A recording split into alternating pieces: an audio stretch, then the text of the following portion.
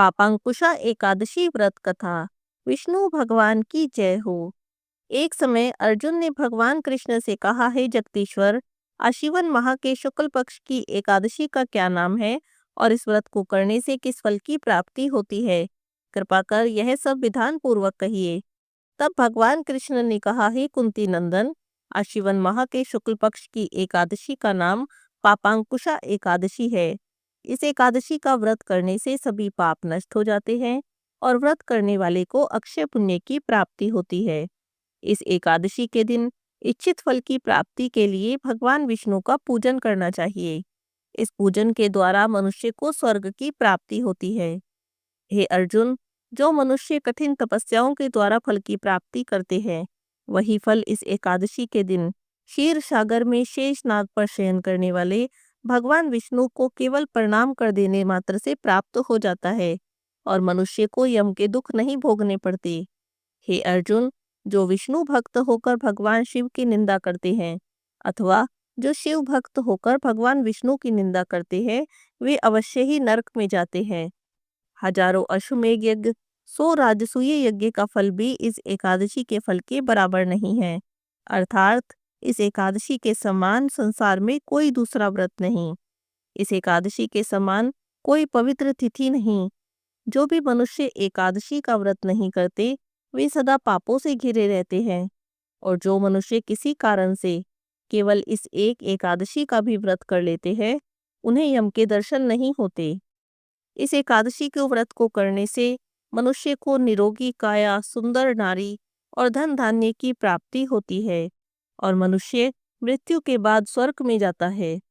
जो भी मनुष्य इस एकादशी के व्रत में रात में जागरण करते हैं, उन्हें तो सहज ही स्वर्ग की प्राप्ति हो जाती है। इस एकादशी के व्रत करने वाले मनुष्य के मातृ पक्ष के 10 पुरुष, पितृपक्ष के 10 पुरुष और स्त्री पक्ष के 10 पुरुष भगवान विष्णु का रूप धारण कर सुंदर वस्त्रों से, सुंदर आभूषणों से परिपूर्ण होकर विष्णु लोक में वास करते हैं। जो मनुष्य आश्विन माह के शुक्ल पक्ष की पापांकुशा एकादशी का व्रत करते हैं, उन्हें विष्णु लोक की प्राप्ति होती है।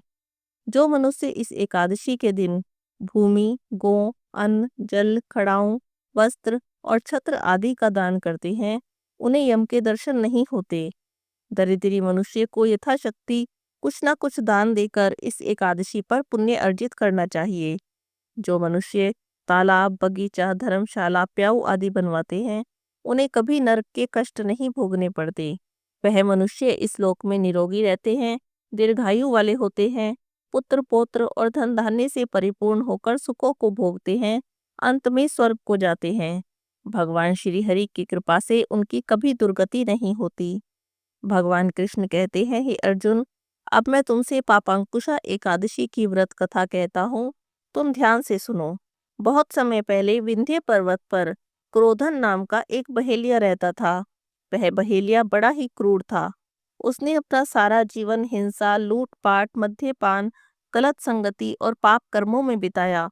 सारा दिन जंगल में घूमा करता, बेजुबान जानवरों को, पक्षियों को मारता, खाता और उन्हें बेचता।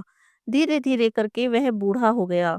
जब वह बूढ़ा हो गया तो बैठा बैठा सोचने लगा, मैंने तो अपने सारे जीवन में केवल पाप कर्म किए हैं। ना ही कभी कोई पूजा पाठ किया, ना कोई व्रत उपवास किया, ना ही कोई दान किया। मेरी मुक्ति कैसे होगी? बस इसी बात को सोचकर भयभीत हो गया। ऋषियों के आश्रम में घूमने लगा। घूमते घूमते एक दिन महर्षि अंगिरा के आश्रम में पहुंच गया।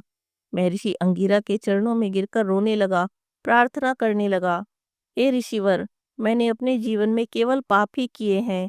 कभी कोई पुण्य का काम नहीं किया, कभी कोई व्रत उपवास नहीं किया, कभी किसी को एक पैसा भी दान में नहीं दिया। मेरी मुक्ति कैसे होगी? हे ऋषिवर, मुझ पर कृपा करें और कोई ऐसा उपाय बताएं जिससे कि मेरे सारे पाप मिट जाएं और मुझे मोक्ष की प्राप्ति हो। इतना कहकर जोर जोर से रोने लगा। उसके रोने पर महर्षि को दया आ गई। उन्होंने कुछ देर तक विचार किया और फिर कहा, अगर तुम्हें अपने पापों से मुक्ति चाहिए तो आश्विन माह के शुक्ल पक्ष की एकादशी का व्रत करो। आश्विन माह के शुक्ल पक्ष की एकादशी को पापांकुशा एकादशी कहा जाता है और इस एकादशी का व्रत करने से सभी पाप नष्ट हो जाते हैं। क्रोधन कहने लगा, हे महर्षि, मैंने कभी कोई व्रत पूजा नहीं की। मैं एकादशी व्रत की विधि नहीं जानता हूँ। आप कृपा कर मुझसे एकादशी व्रत की विधि बताएं। महर्षि ने उस पर दया की और उसे एकादशी व्रत की संपूर्ण विधि बता दी। महर्षि अंगिरा से एकादशी व्रत की संपूर्ण विधि जानकर क्रोधन अपने घर आ गया। आशीवन माह के शुक्ल पक्ष की एकादशी आने पर उसने विधि पूर्वक एकादशी का व्रत किया। पापांकुशा एकादशी का विधान पूर्वक व्रत करने से उसके सभी पाप नष्ट हो गए। कुछ समय बाद उसकी मृत्यु हो गई। जब उसे लेने के लिए यमराज के दूत आए तो देखकर हैरान रह गए। वह पापी दुरात्मा क्रोधन, जिसने अपने सारे जीवन में केवल पाप ही पाप किए हैं, मृत्यु के बाद उसे लेने के लिए भगवान विष्णु के 4 पार्षद वहां पर खड़े थे। यमराज के दूत क्रोधन को लिए बिना ही लौट गए।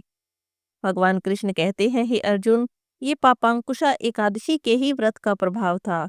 इस एकादशी का व्रत करने से सभी पाप नष्ट हो जाते हैं और मनुष्य को विष्णु लोक की प्राप्ति होती है। बोलिए विष्णु भगवान की जय हो। लक्ष्मी माता की जय हो।